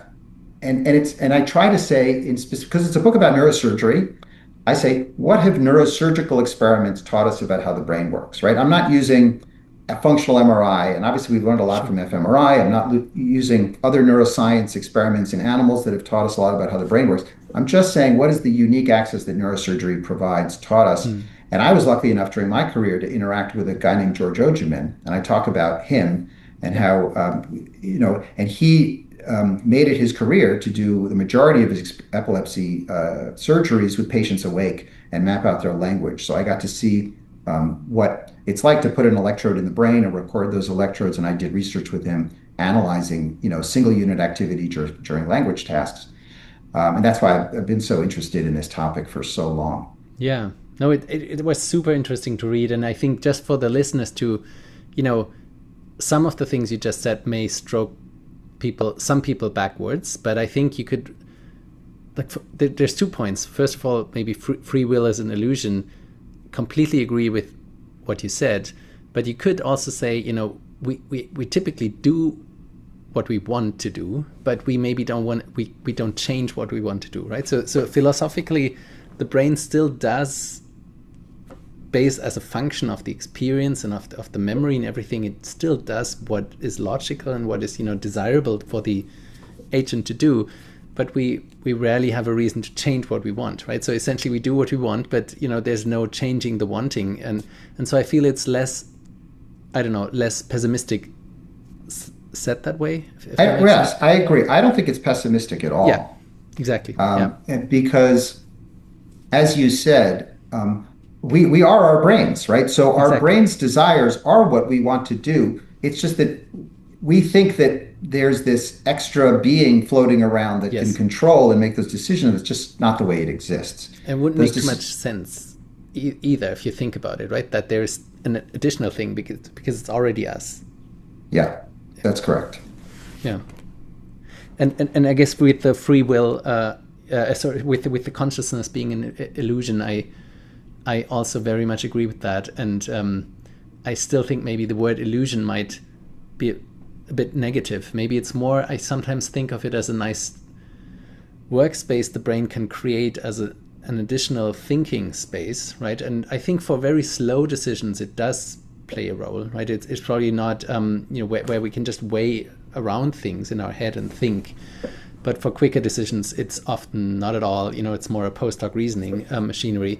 But I would think it's still a nice tool the brain has, but it is probably not exactly how we experience it. I'll tell you something. Even the slow decisions, when I try to sit down and think about why I made the decision that I did, that I think is a slow decision, and when you break it down, you end up with a chain of events that occurred beforehand that you realize you had no control over. So, for example, why am I sitting here talking to you at the moment, right? And the reason is that, I contacted you, right? So, but I happened to be listening to your podcast Yeah. one day, right? So, and the reason I listened to your podcast that day, I think maybe you were interviewing Reese. I was going to talk to Reese Cosgrove about something, and I sort of looked him up on the internet, and I saw that Reese Cosgrove had been on your podcast, so I listened to your podcast, right? So Hmm. it wasn't like I was looking for your podcast. I came across it by accident. Yeah. So then you say, okay, well, why was I talking to Reese Cosgrove? Okay, I was talking to Reese Cosgrove because my college roommate wanted to make a documentary about the book, and I said he should talk to Reese Cosgrove about it. And then Hmm. you can go back and say, like, well, how did I meet Reese Cosgrove? Well, I met him because I happened to be doing my residency at MGH at the time. I didn't choose to meet Reese Cosgrove. Sure. I just was at Harvard. I happened to get into Harvard Med School. And because I was at Harvard Med School and I was doing a neurosurgery rotation at Yeah. MGH, I met Reese Cosgrove. I didn't make that decision consciously. It just happened. It fell into my lap. Then you Yeah. go back and forth. It's like, well, why did you choose to go to Harvard? Well, it's like, did I choose to go to Harvard? Like, no, it's like the best med school. So I applied to it and I got in. So I just went. Hmm. Right. And like, so if you keep going back, and I love doing this step by step. The Yeah. reason, and I can take it all the way back to like when I was born, my father happened to be a psychoanalyst. And so he would talk to me about the brain and the mind, and I got interested in the brain. Like the reason I'm here talking to you right now is that I happen to be born with a father who's a psychoanalyst, right? Like, and you take a chain of events that occurs for which I didn't make a single decision along the Hmm. way. I just stumbled from one moment to the next based on the Yeah. Yeah. DNA and the brain I was given to and the environment that I grew up in. And now I'm here talking to you at this moment, right? I agree. No, so I think especially when it comes back to the free will question, 100% agree.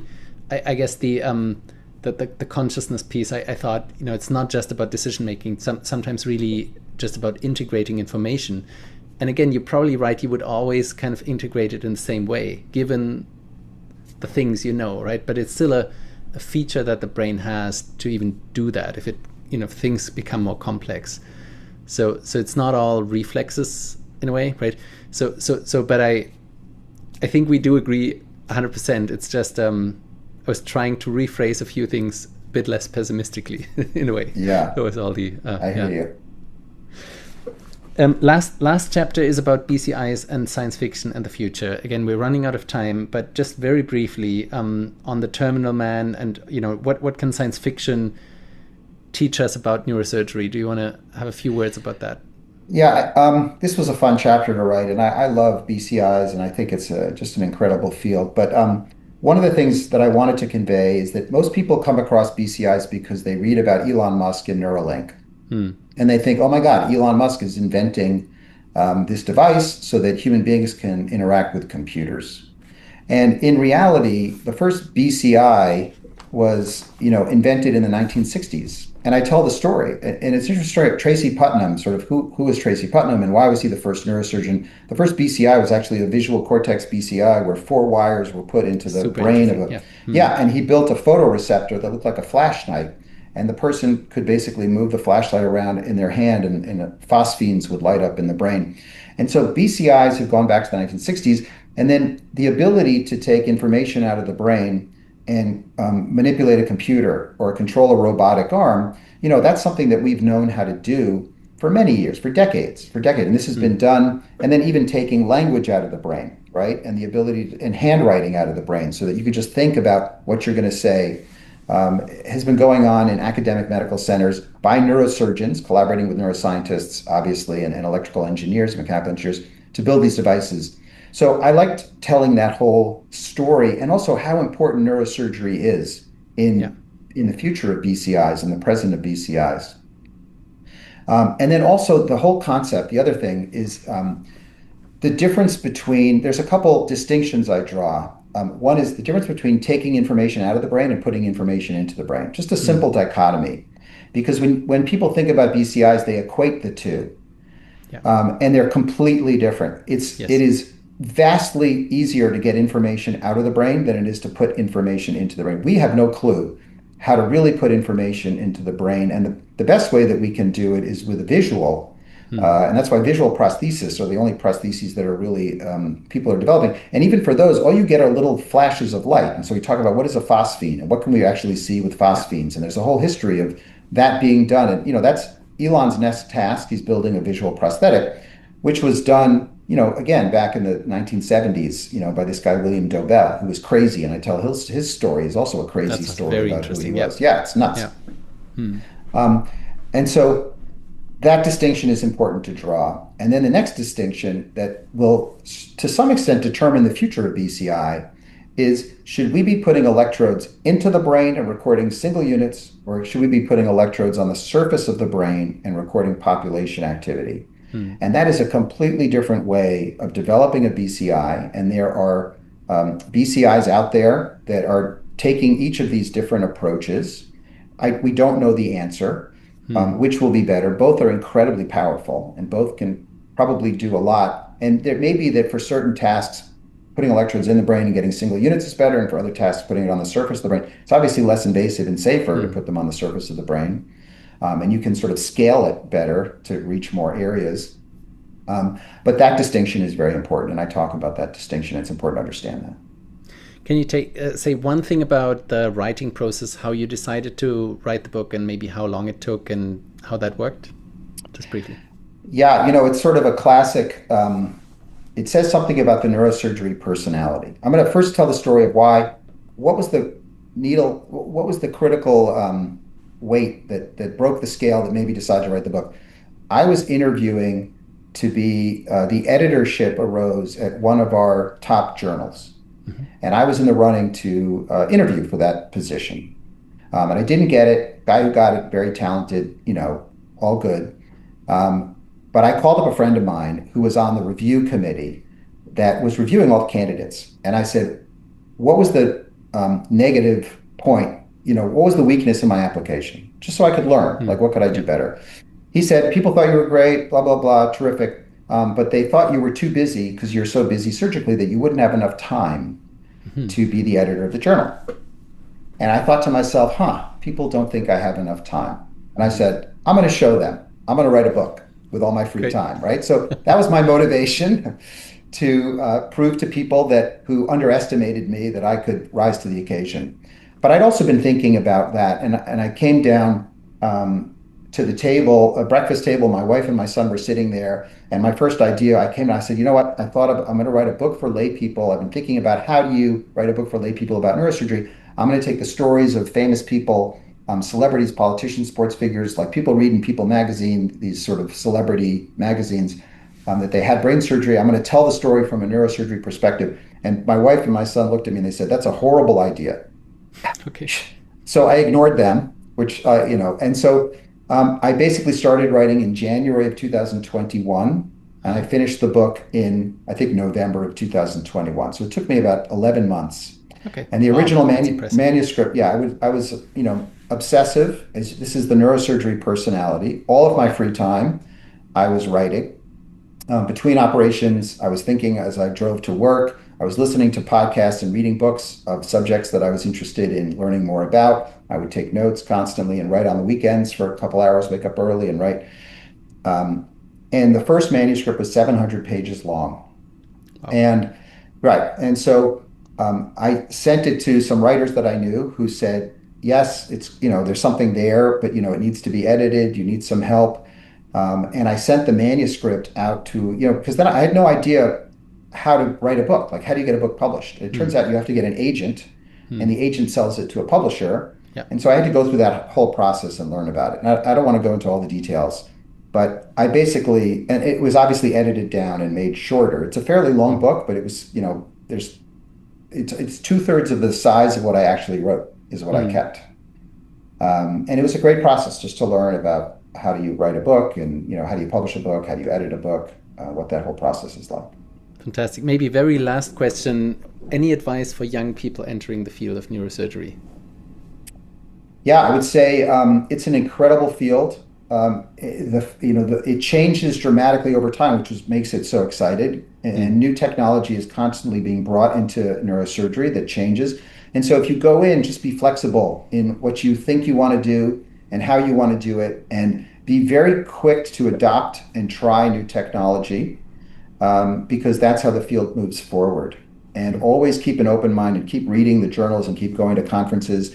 And don't forget that neurosurgeons in Europe and in other countries are doing remarkable things, and you can learn from them and be open to collaborating with other surgeons in other fields from which you can learn a lot. So if you do it the right way, it can be incredibly exciting. And you are helping other people and affecting their lives at the most critical moment in their lives.